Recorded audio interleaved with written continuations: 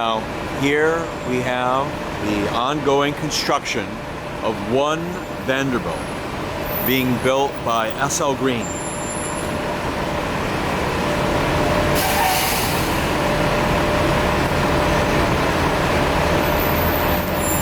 You can take a look at that very top part. They're nearing completion. What a wonderful job they have done.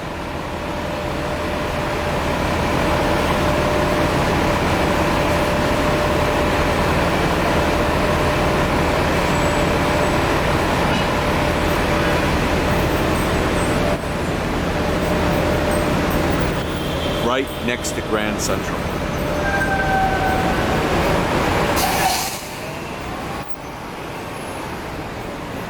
And just a little closer look of the building.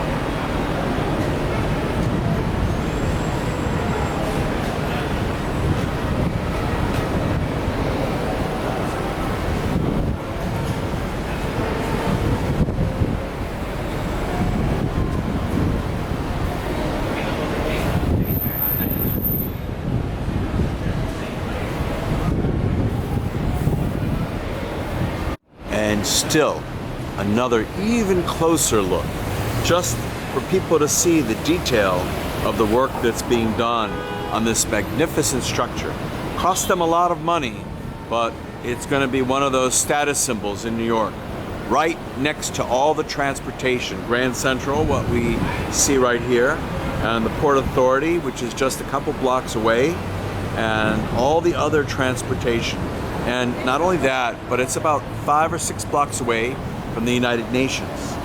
So it makes it a very, very convenient location.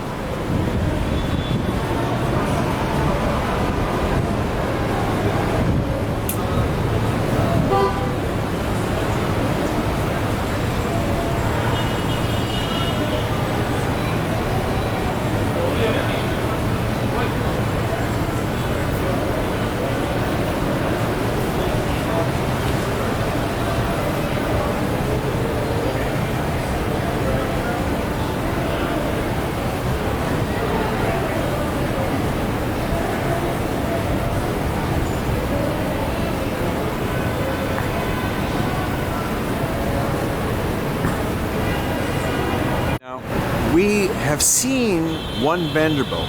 What's so interesting, the city of New York has rezoned the area around Grand Central to allow for much taller buildings like One Vanderbilt. Now, interestingly enough, a building right next to Grand Central is a hotel. And this was President Donald Trump's first project when he went and finished graduate school at Wharton. And right now, this building that we're seeing here, the Dell family of the computer family, the Dell computer family, own this building. And partnering along with some other real estate groups, what they're going to do is they're going to try to turn this building, this hotel that we're seeing here, into an equally tall building like One Vanderbilt. You just look at this building and you can see it's already starting to look out of place. A number of years ago when it was created, they just put the glass that we're seeing over brick. So really behind the glass facade, there is a lot of brickwork, but that makes it look really modern by having the glass facade, and it costs a lot less than like tearing the brick apart to put up just the glass. But this building, the plans are to tear it down eventually. Those are the very long-term plans because a lot of approvals have to be gotten. Financing has to be in place, tenants have to be secured. The good thing about One Vanderbilt, the building that we're seeing right across from Grand Central, is it's owned by an amazing real estate investment trust, SL Green. They are one of the best real estate trusts in the country.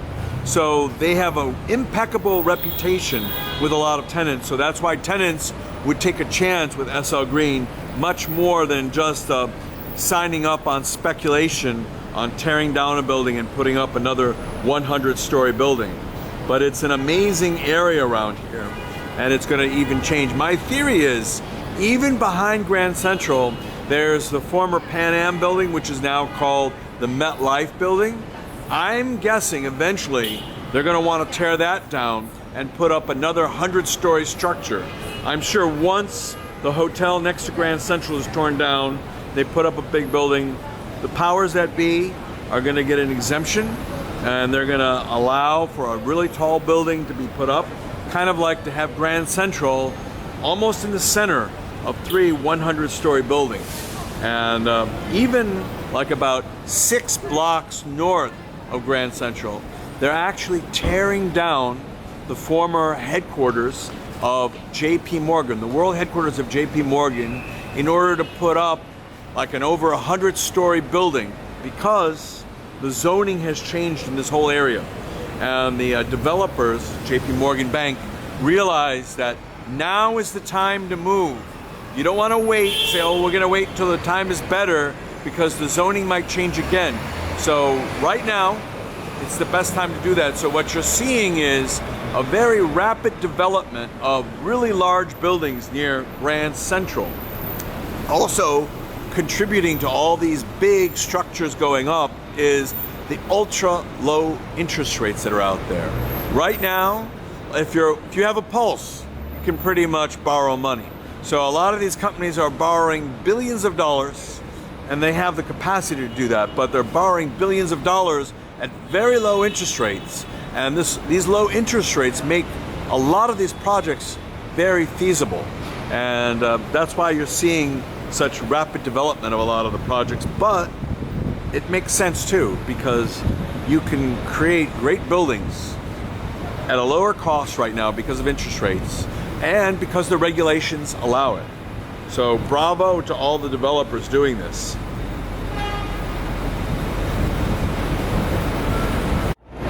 Here we can see a little closer look at all the development of the ground floor. A lot of the building has been rented out to top flight tenants already, and because they see the value of being right next to Grand Central, and as I mentioned earlier, they see the value of having a landlord like SL Green. You can see here putting the finishing touches on the ground floor and then starting to develop the insides of the building. What a great job they're doing. It was amazing seeing them tear down the whole block. There were really viable buildings on this block, older buildings built from the 20s, like the 30s and 40s, and it was interesting tearing it down, but that's New York, where they tear down countless buildings to make way for these brand new structures. And I'm sure 100 years from now, 150 years from now, this building will be really old and will be torn down also. That's the way it goes. Here, a slightly closer view and a different angle of the interior of the building. You can see how much work they put into the interior already. Just a matter of time. All these big buildings are like that. So much work gets put into them. And then once the work is done, decades go by before work needs to get done again. But these structures are really, really built well. And as I keep saying, SL Green does a really, really good job with their buildings. So they are super high quality. So what's going to happen here is it's going to be a super high quality construction. So 10 years from now, 20 years from now, the problems are going to be minimized. You can look at the construction there and how strong everything is for the construction, you know, and it's just throughout the building it's like that. As I've been filming it going up, you can see the quality of the workmanship. It's just amazing. And you can see the buildings around here. Now, if you remember, I said they're tearing down a JP Morgan headquarters. That building that's covered with scaffolding is the JP Morgan headquarters that they're tearing down just a few blocks away from One Vanderbilt that's going up. It's really an amazing thing that they're tearing it down, but as I mentioned, they're gonna put up like a 100-story structure in place of that building, and the developers are, and the bankers are, JP Morgan that are doing that. It just makes a lot of sense because now you can do it.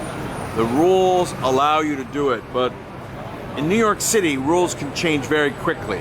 New mayor comes, all of a sudden they have a different idea of what's going on.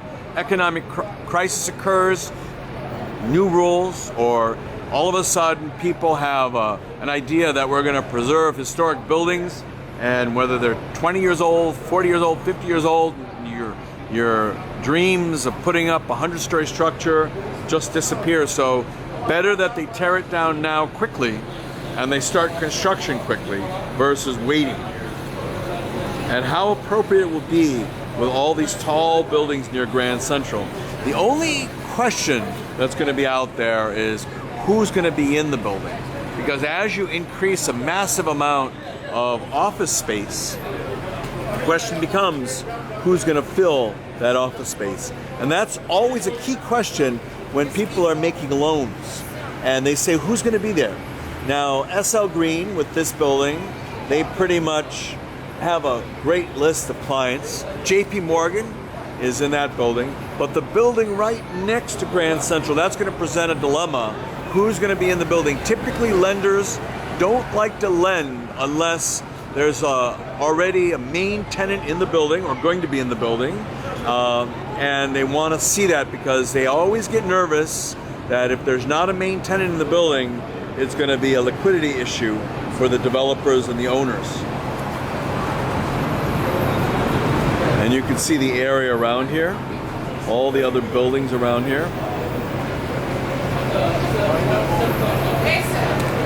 Just beautiful. 42nd Street.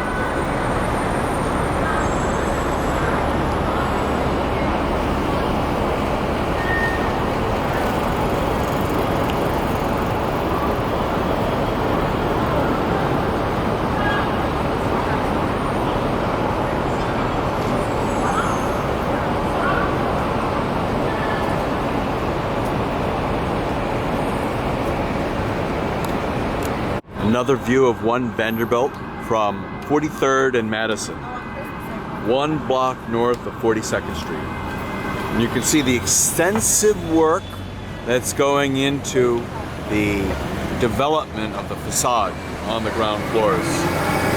That's a key mark for a building. Everyone sees the facade on the ground floor.